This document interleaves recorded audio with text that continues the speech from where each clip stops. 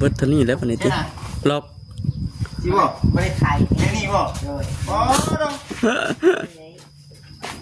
ก็เฮ็ดพอได้พี่ชื่อเนาะบ่คืออันนั้นเฮาเฮ็ดอีกเนาะประเทศเป็นรูปโค้งกันสิเด้อนี่ต่อไปจะเฮ็ดใหม่อยู่ดอกเฮือนรถนี่บ่แม่นต่อไปนี่ต่อไปในอนาคตเฮ็ดเปลี่ยนอยู่มีสิได้เปลี่ยนอยู่นี่ก็เฮ็ดพอแต่เฮ็ดซื่อตัวใหม่เด้เนาะตั้งใจจะช่วยมีแต่ว่าเฮ็ดให้เพิ่นเห็นเนาะของที่เพิ่นชื่อให้รักษาไว้เนาะพอดำพอดีเพิ่นโอ้ยเนาะแม่นบางทีคือเว้านะห้องบ่เพียนของมันก็เทไว้เนาะไปก่อนเสร็จละ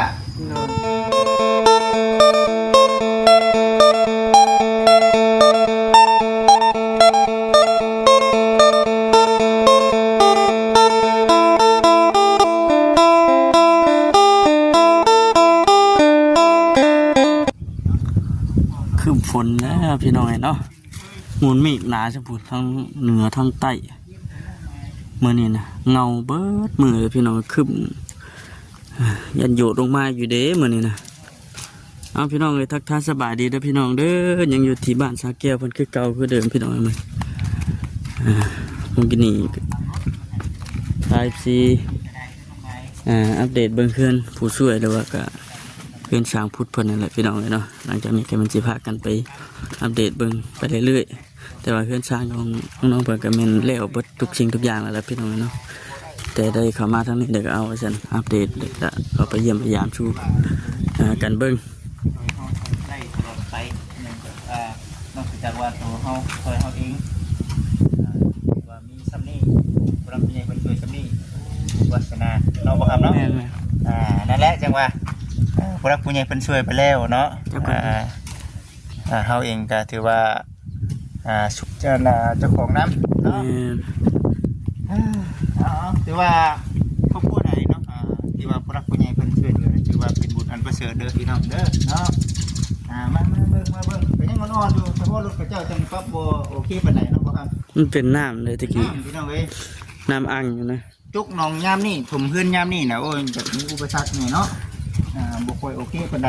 ถึงช่วงฝนมันตกอยู่ใครอยู่เนาะแต่ว่าใครก็บ่มีได้บ่ครับเว้ยเนาะใครกลัวบัดนี้นะสิพา FC เนาะมาเฮือนน้องเตยทองบัดนี้ก็ได้พอจังว่าบ่เห็นอยู่ข้างนอกมาบุกทางนี้เนาะเบิ่งก่อนงอมคนเดียวพี่น้องเอ้ยแล้วบ่ได้บ่ครับเอ้ยนี่แล้วบ่เพื่อนน่ะตั้งแต่ประตูเนาะแม่ประตู12ล้านบ่คิดไปถามมึงนะ12ล้านไปถามเบิ่งในเรื่องประตูนี่เครื่องมันนะ12ล้านไปนี่คือครบหมดเลยบัดนี้โอ้ยน้องเตยทองเอาสบายดีบ่เหงาอยู่คนเดียวนี่นี่พี่น้องเอ้ยบันไดเนาะข้างล่างคืออยู่ได้หลายทางนี้เนาะนี่เนาะเชื่อบันไดจักเลยเชียนหมดแล้วดอกบ่คือจังได๋ต่อนี่ขั้นตอนต่อไปก็บ่ลองไปเนาะพ่อทั้งน้องเพิ่นเนาะเมื่อวานนี่เฮ็ดจังได๋พี่น้องเพิ่นบ่วันเลยออกไปเผาตะกร้าเมื่อวานนี้ตะกร้าเลยไล่บ่ได้บ่กันทางกวานในตาเดียวบ่จิตสินั่งเบิ่งคือเจ้าบัดก็ได้เนาะโอ้ยอยู่กลางให้กลางนาโอ้หลายมื้อแล้วพี่น้องเอ้ยบัดนี้ FC สิเบื่อคลิปบ่จิตแล้วบัดนี้ก็ได้เนาะอย่าเพิ่งเบื่อเด้อพี่น้องเด้อบัดนี้ก็ได้สิถ่ายให้ FC เบิ่งหลายๆบัดนี้บ่ค้ำคือกันแล้วเลยยังจะถ่ายหุดยังหลายบ่หุดน่ะยังอีกประมาณครึ่งทงโอ้เนาะว้าวแหละขายยังจิบอยู่ดีถ่ายตอนเช้าตอนแรกแกเบิดไปน้ำเลยเบิ่งน้องคนก่อนเนาะทั้งทำเมย์เพิ่นโทรมาอยู่พี่น้องแต่ว่าโทรมาบ่คิดหับบ่ทันเลยเนาะอันนี้ก็ตัวไปแม่ได้หลายก็สิมาถ่ายคลิปบรรยากาศนะครับสิได้เบิ่งก่อนเนาะทั้งน้องเจ้าทองเฮ็ดไปในเรื่องบันไดพุดน้องจ้อยค่ะงวยไปไหนบ่ครับโอ้เป็นมีงานพาหนะใหม่รถแข่งเนาะเดี๋ยวนี้เนาะ เดี๋ยวสิไปอัปเดตให้กับFCได้เบิ่งพี่น้องเลยเดี๋ยวเฮามาอัปเดตทั้งน้องเสือทองเฮาก่อนก็บ่เนาะ โดย เป็นบันไดพี่น้องเนาะ3ขั้นเนาะมันต้อง3ขั้นสร้างแก้วดิ ผู้พ่อบ่อยู่ ไปวัดบ่ โดย ทั้งเว่าขออนุญาตนำในเรื่องเฮาเอิ้นยาพอก็ได้เนาะ โดย เพิ่นยาพอเพิ่นก็สิว่าจังได๋ลำบากให้ทั้งบ่จิตเองไปอัปเดตอยู่ได้พี่น้องเอ้ยอาศัยไฟเพิ่งเนาะทั้งผู้รักผู้ใหญ่เนาะผู้ที่ศรัทธาในเรื่องการเฮ็ดประตูโค้งนั่นแหละบ่จิตเองก็ยังบ่ได้ไปไทยเนาะเพราะว่าในเรื่องปัจจุบันนี้ประตูโค้งอยู่ที่วัดหนึงก็น้อง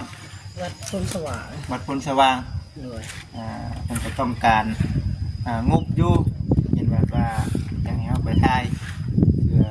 มีพระผู้ใหญ่จะเป็นน้ำวัดน้ำว่าแบบนี้นะน้องเอ้ยบ่ได้ไปเนาะเบิ่งก่อน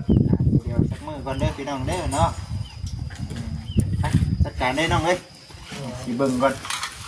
ให้แต่แนมนี่ได้อพี่น้องเอ้ยเนาะในเรื่องห้านบริจิตเองก็คือว่ามื้อนี้วันเสาร์แม่นบ่ จักแน่ เสาร์แล้ว วันเสาร์ ฟังเบิ่งมื้อวันอาทิตย์มื้ออื่นนี่แหละคือเห็นว่าสร้างสิเมื่อก็เพิ่นบ่คิดอยู่เพิ่นว่าเบิดจัดม่วนนี่เบิดจัดกันก็เพิ่นว่าสร้างเพิ่นค่าดำให้ดำนาเพิ่นว่ามีงบบริจิตเองก็สิเอาสร้างคนใหม่ก่อนบัดนี้นะ เปลี่ยนช่างเนาะ แม่เปลี่ยนสร้างเพราะว่าอันนี้เฮาก็สิบ่เปลี่ยนสร้างน่ะได้เว้านํเพิ่นแล้วก็สิว่านี่ อันนี้ห้าสิบ6สร้างเพิ่นก็คักได้บัดนี้ก็ได้คันว่าคือเจ้าแยกก็จะสิหาผู้ใหม่แบบนี้นะวางงบเฮาทั้งสปออยู่ทั้งพลังเพิ่นถางมาไปแต่หึงนี่ล่ะบ่ได้เอาจักเทื่อบ่ได้ เนี่ย ทางห้านก็ยังบ่แล้วเด้อพี่น้องเด้อเนาะทางห้านก็ได้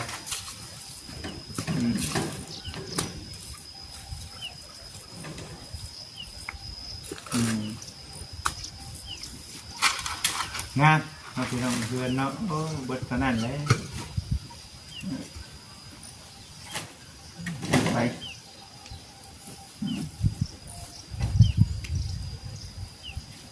ขึ้นสิเนาะเพื่อนน้องสลาบลงทางนั้นเนาะดูกันน้องสลาบว่าอยู่มันนี่ เพิ่นเข้าถ่ายคลิปมา ข่าวจะคิดอยู่ฮั่น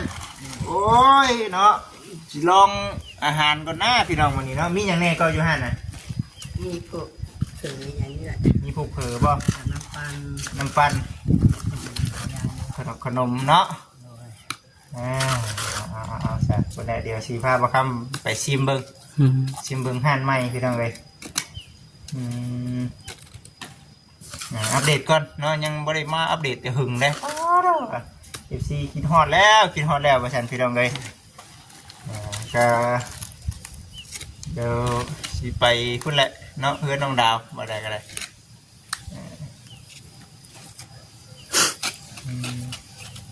เรียกอยู่ทางนี้พี่น้องเนาะถือว่าอั้งอยู่นะก็จะไปยึดเองโอ้ยเห็นงานพี่ชายแท้ประเทศก็ต้องขอไฟได้หลายพี่น้องเลย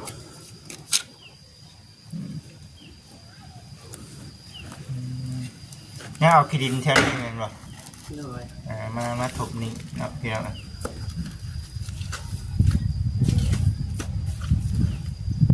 เฮ็ดคนเดียวมิตรลีอยู่เนาะผู้ช่วยได้ คือบุมีเนี่ยเงียบเงาเบิดละเงียบแล้ว เงียบเลย ผู้ช่วยไอ้นั่งอีกคนนั้นโอ้ยเนาะ นั่งอีกเพิ่นแล้ว เมื่อบ้านบ่ขอตะกร้าบ่ด้วยจังไร โดยเขาเรียกว่า อยู่ โอ้ บ้าน ข้าเวียกอยู่บ้าน เงียบหายเลยได้บ่ครับ โอ้ตกใจแล้วบ่ครับเนาะน้องดูท่วงก็เป็นปากเยอะ ขอตะกร้าอยู่บ้านนั่นก็ได้ ยามนี่มันยามเวียกเนาะ คนแรก คุณนายพี่นี่ มีการมีงานอยู่เพิ่นอยู่ชานก็เอาบุญของท่านฮะก็บอกเพิ่นมาเนาะน้องเจ้าทอง โดย คุณก็ยังว่าเบี้ยคุณน้ำแน่คือจัง แบ่งกันเนาะ แดงพอยำให้ยำนายำอู้ยเงินมาเวียกหลายพี่น้องเอ้ยนี่บ่อะไรก่อนเนาะถือว่าอันนี้หากก็เริ่มเฮ็ดมือนี่บ่ โดยหันท คิด เช้านี้น้องเพิ่นเอามีแต่น้องเฮ็ดถ่าเด้อน้องเด้อ โดย ถูกปะบ่ครับ ป่ะ ไปเบิ่งรถไม้เฮาพร้อมเนาะอันนี้คือน้องที่ท้องให้เพิ่นเฮ็ดตัวนี้ถ่าเดี๋ยวเฮาอัปเดตเพิ่นน้องจ้อยนะพร้อม แม่ ตู้สมบนอ่างเพื่อนเพิ่นแน่เนาะ ลึกก็ดีพี่น้องเนาะ เดี๋ยวจะไปเพื่อนน้องดาวพอดีว่ามีโม่ตู้ กล้าเข้าอยู่บ่เนี่ย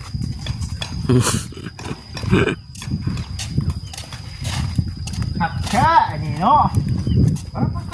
น้องดูเพิ่นก่อนสบายดีสบายดี ขาดแต่คนมานั่งซ้อนท้ายแล้ว ขาดแต่เพิ่นมานั่งขึ้นท้ายไปเห็นดิเฮ้ยเฮ็ดได้ผู้เดียวบ่นี่ โดย ผู้ชายนี่บ่ได้หลายโกงเติบ เติบเนาะ ในกระสะเนาะแม่นบ่ โดย ไปเบิ่งไปเบิ่งโอ้ย ยังคิวอู้อยู่นี่ อย่าพูดเป็นคิวเนาะตัวนี้เนาะ เขียวคิวจังเนาะเพื่อนก็ใหม่เลยเนาะเพื่อนเนาะ เยี่ยม มากับมันนี่เลย เยี่ยมเลย เออ ครับตู้ขับดีบ่ อะไรเลย โอ้ยคันบุเป็นบุชิดเอาได้เหรอ ครับมือ แจ้ง ได้ ว่า เลย ครับแจ้งว่ามาพี่เลยมันแจ้งให้นี่ป๊าตุ๊ก เมียงโกเลนโบจิตโกเดนโบวะ กดดินโบนี่เท่าไร เก้าวะเห็นว่าน้องจ้อยฮะเอ้า คนน้ำหนีบ่อะไรก่อนก็15บ่อุ้ยหมูเงี้ยเนาะเงี้ยเนาะโอ้ตู้ใช้กุญแจมันมาดู ปลาเวน ฮะ ปลาเวน ใช้ จับมาเวนดีไซน์ ใครบอก ปลา ป้า เนย ป้าเอาไว้ ปลาเนี่ยปลาพร กระพร เนย โอ้ยันมัน เราคอไว้ป่ะ เนาะยันคนเอาไปบ่เงินเอ้าเนาะมันลองเครื่องบ่ได้แล้วนี่เป็นยังไงเนาะ ต้องอุ่นเลยเนาะ เนาะเจ๋มันบ่อยู่เดียวไงเนาะ อยู่แลนเหยียบมันเลขลงมันค่อยเลยแบบนี้ บ่ได้แล้วสักเป็นยังไง มันก็เบิดเท่านี้แล้วปานนี้ติ ใช่น่ะ ล็อก สิบ่ ไม่ได้ไข่ แค่นี้บ่ โดย บ่ดอกก็เฮ็ดพอเดียวพี่ชื่อเนาะบ่คือนะเฮาเฮ็ดอีกแล้วเนาะ โดย ประเทศเป็นรูปโค้งกันสิเด้อนี่ต่อไปยังจะเฮ็ดใหม่อยู่ดอกเฮือนรถนี่ บ่แม่น ต่อไปนะ ต่อไปในอนาคต เฮ็ดเปลี่ยนอยู่ มีสิได้เปลี่ยนอยู่ นี่ก็เฮ็ดพอแต่เฮ็ดได้สิผมว่าใหม่เลยเนาะตีนยองได้ตีนน้อยๆนี่นะ เป็นโค้งซีเกียร์เนาะพี่น้องคักเด้อเนาะโอ้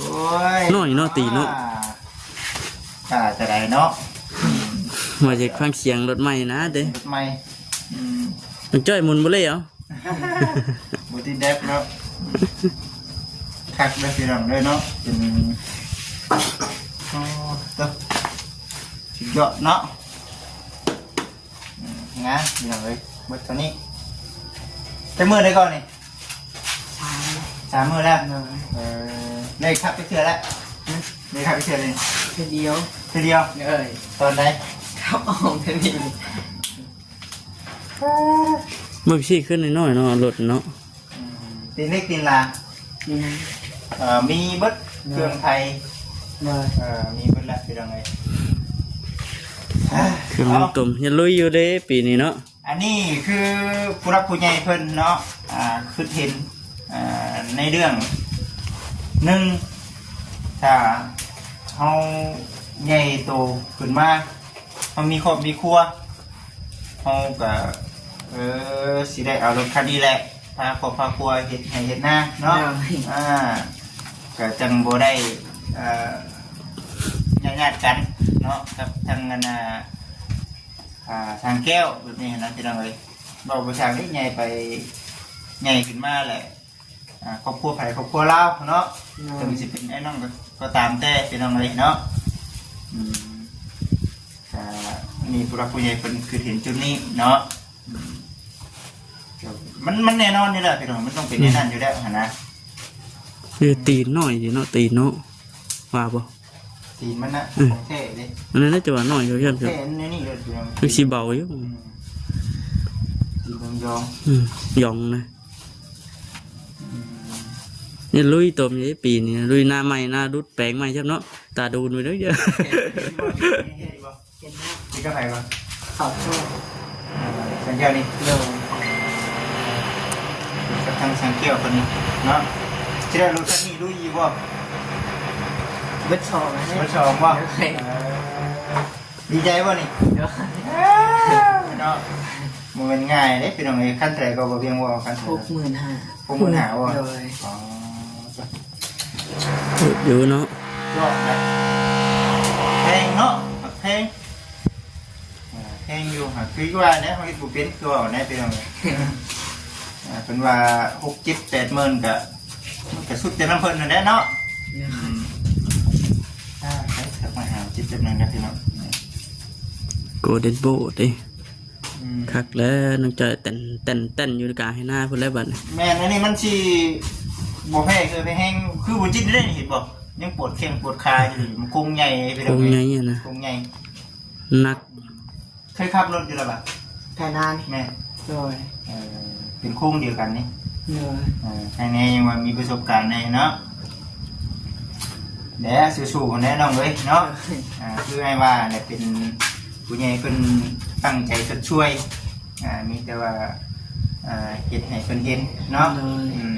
ของที่เพิ่นชื่อให้รักษาไว้เนาะ พอดำพอดีเพิ่มโอ้ยเนาะ แม่นบางทีคือก็นะห้องบ่เพี้ยนของมันก็เทไว้เนาะ โดย ไปก่อนเสร็จละ โดย มาเลยนะเนาะพี่น้องเลยเนาะเนาะกดไปพี่น้องเลยเนาะบ่ได้ฟังเสียงรถเนาะวันนี้ก็ได้มีแต่ว่าคุณน่ะโอกาสหน้าเนาะเดี๋ยวจังว่ากันใหม่พี่น้องเลยคักแล้วไปบ่คำไปเบิ่งน้องเสือทองผูกเนาะโอเคน้องดีใจน้ำเด้อดีใจน้ำพี่พ่อไหมนี่เนาะรถส่ง3,000คนได้นี่ ล่างบ่ สวัสดีคัก ไปสิล่างบ่ทันน้องนั่นจ้อยครับ มาแต่เพื่อนกำลัง เปิดเป็นทางการนี้เลยแฮนเดี๋ยวสิลองเบิ่งพี่น้องเลยเนาะ ทีมบ่ เดี๋ยวสิไปชิมนี่แล้วเนาะเดี๋ยวหนูหันไม้เพิ่นพี่น้องเลยเนาะคุณน่ะเดี๋ยวใส่เบิ่งทั้งน้องก่อนเนาะไปบ่ครับมาเบิ่งน้ำกันเนาะมาเบิ่งก่อนพี่น้องเลยในเรื่องเพื่อนผมทั้งน้องเสือทองเนาะจะเป็นมาได้เนาะ พยายาม ไปพี่น้องเนาะทำมาคำกับมีเตาสีตุกคลิปก่อนพี่น้องเนาะรายการอยู่ดีไม่แห้งเด้อพี่น้องเด้อเนาะสำหรับที่นี่ก็ขอกราบสบายดี